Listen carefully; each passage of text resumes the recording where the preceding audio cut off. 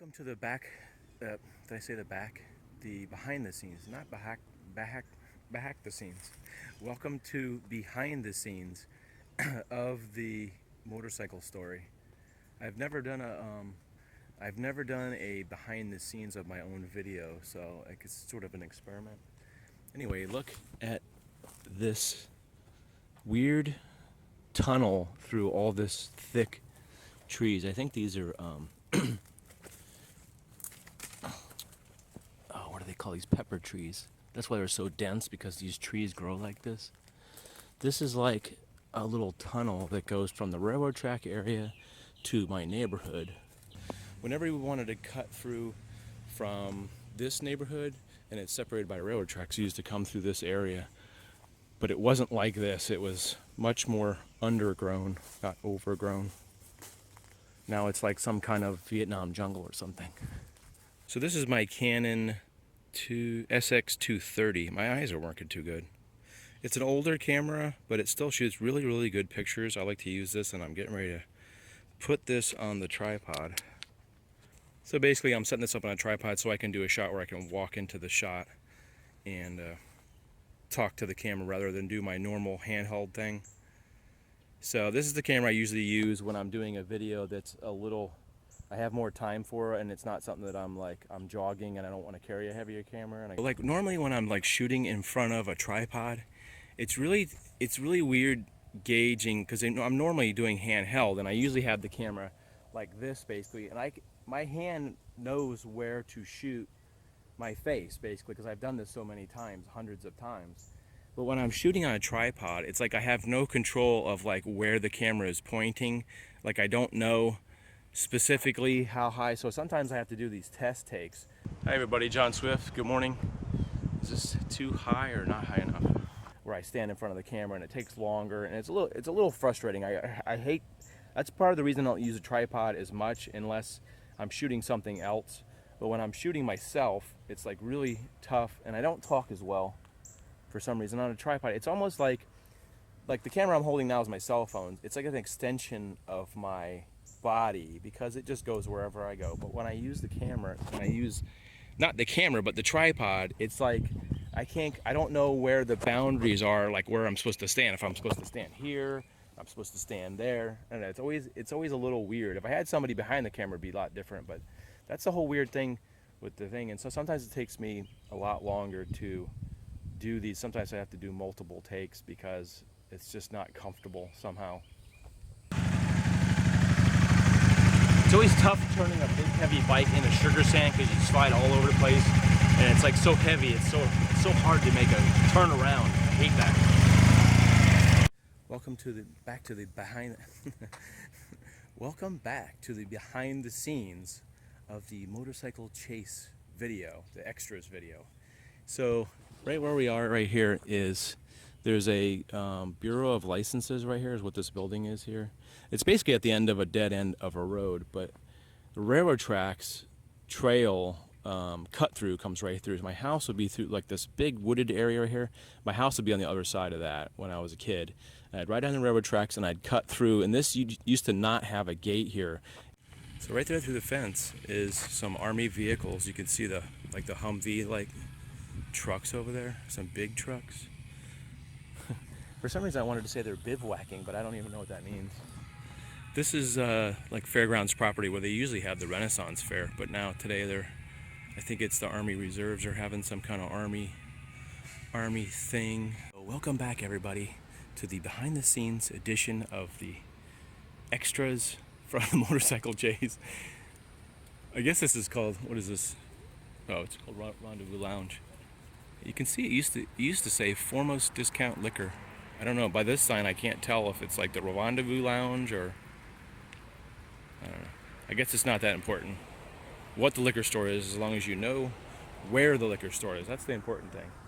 This is the scene where I remember my friend was giving me the this is really confusing too, because I'm shooting the video for the main video and I'm also shooting behind it, so I'm getting like confused on what I said in which video, because this is the first time I've ever done a behind the scenes of my own video.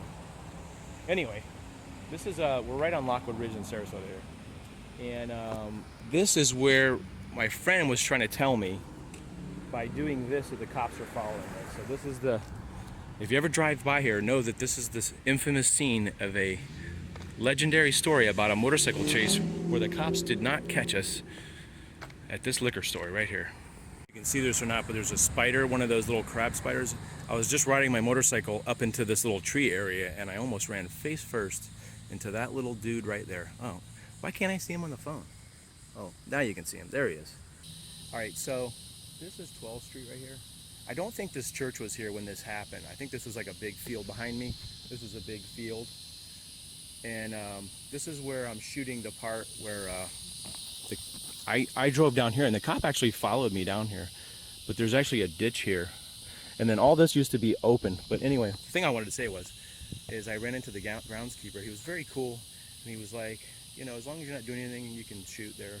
So this is the exclusive behind the scenes look at the area in which I hid my motorcycle to avoid being caught by the police and possibly prosecuted by the police. This is the bridge that I had to cross to get away from. See, it's basically, it looks wide, but it's not wide enough for a car. So my hope was if I crossed this bridge and disappeared in the woods, the cop would basically just give up and not look for me. So back in the old days, there was no church here. It was just grass and stuff. So it was just if you can just imagine like a big field, basically like this, but on this side, that's where I drove through over to there and effectively camouflaged and hid in the woods. I want you to notice this big tall sign that's kind of black with the funky, can you tell what that is? It's got a funky shape to it, like a ticket. It's actually a Blockbuster Video sign that they blacked out on one side, but this side actually still says Blockbuster Video. I know it's kind of dark, but maybe you can see it if I zoom in a little. There you go. Blockbuster Video. This place has probably been gone. I don't know how long has Netflix been out, but you could see the old remnants of the sign right here that they just took off the front and it's not Blockbuster anymore.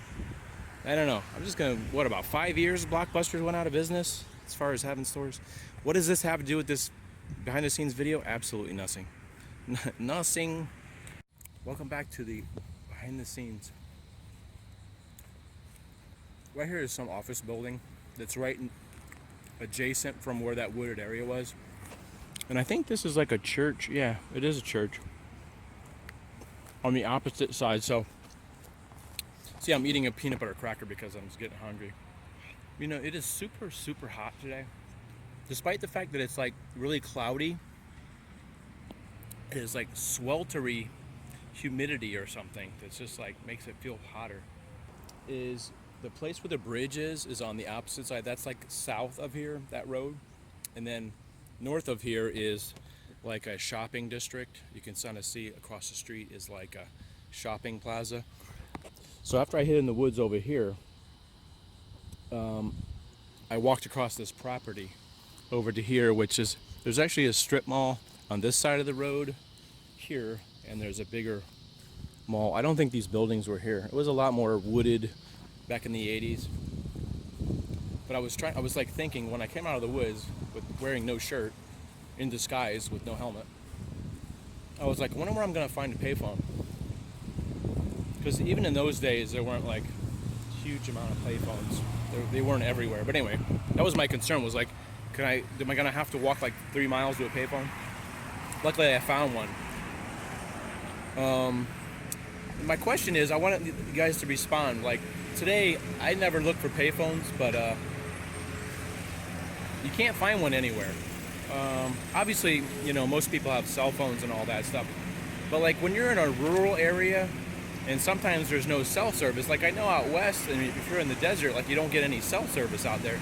So somebody tell me, do you still have payphones where you live? Like, do you live out west or in like a real rural area?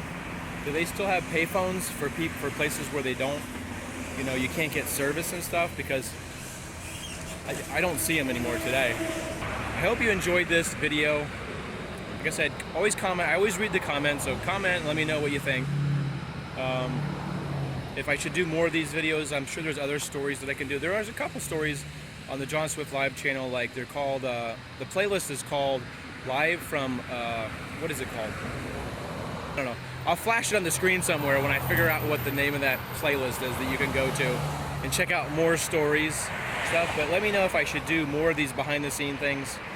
I will try. If people comment positively, maybe I'll do another one. Anyway, see you guys later. Thanks for watching. I appreciate you, all my viewers and all the comments and all the love. We'll see you guys later.